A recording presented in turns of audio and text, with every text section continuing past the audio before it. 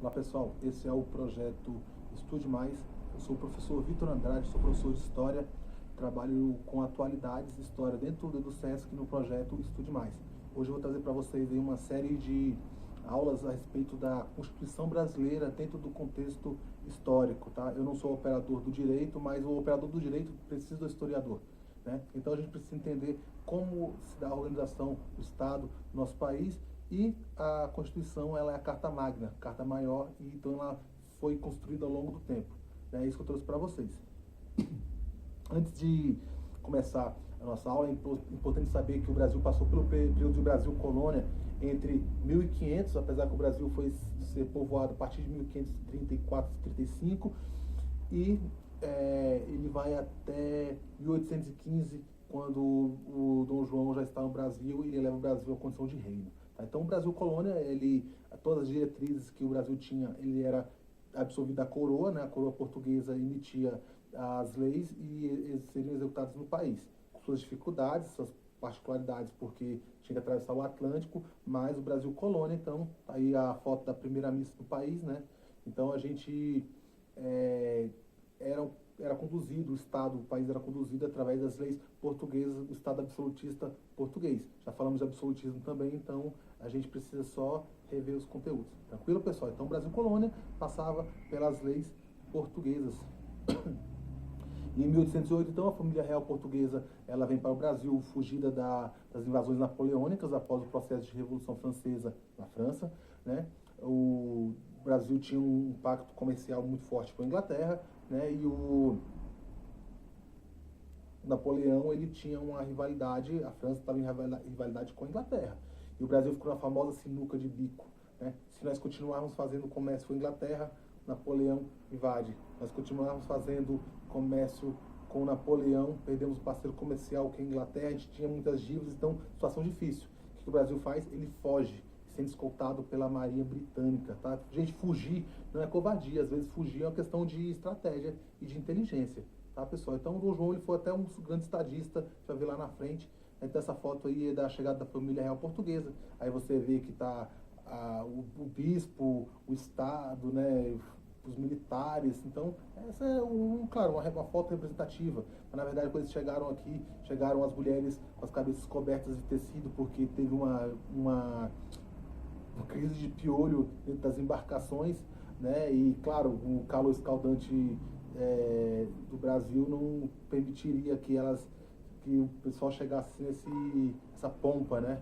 Que está vendo aí. Mas a chegada da família real portuguesa foi muito importante. Foi importante porque o Brasil passou por 2 processos de independência. Quando eu falei lá na primeira aula que a gente tem que tirar essa ideia positivista de datas, nomes e números, é isso. Antigamente, a visão da independência do país era vista apenas através do grito de Ipiranga com Dom Pedro I. Né? Hoje a gente já consegue perceber que o Brasil passa por 2 processos, um de independência política e independência econômica.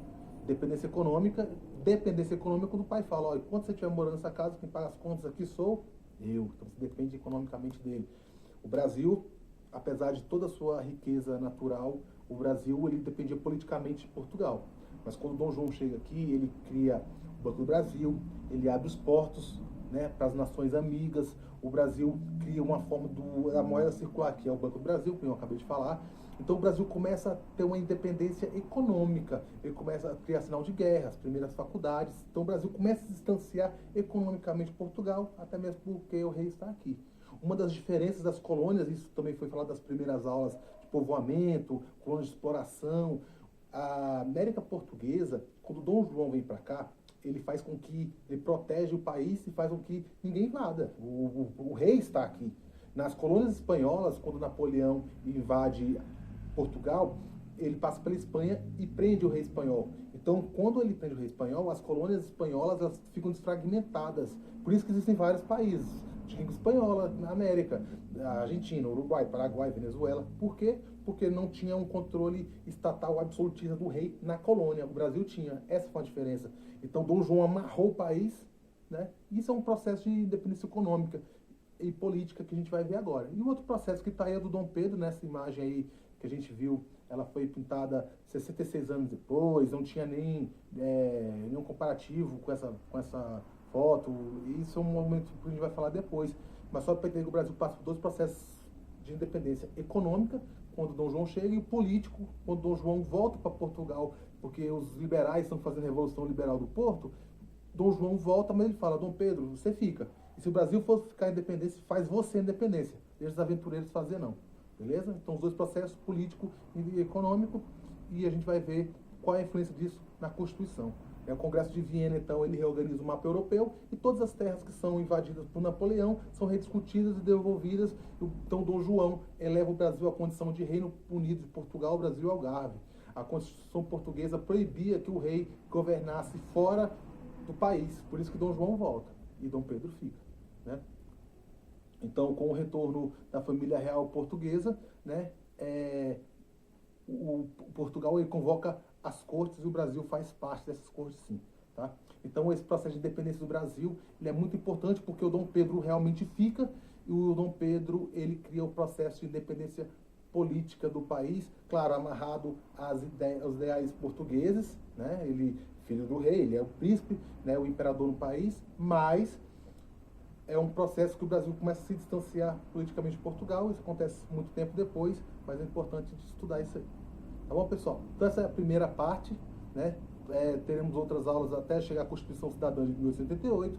Espero que vocês tenham gostado. Peço desculpa algum ruído, alguma interferência externa. Estamos em home office, mas vamos estudar. Beleza, pessoal? Então a gente se encontra na próxima aula aí, no próximo encontro e até mais.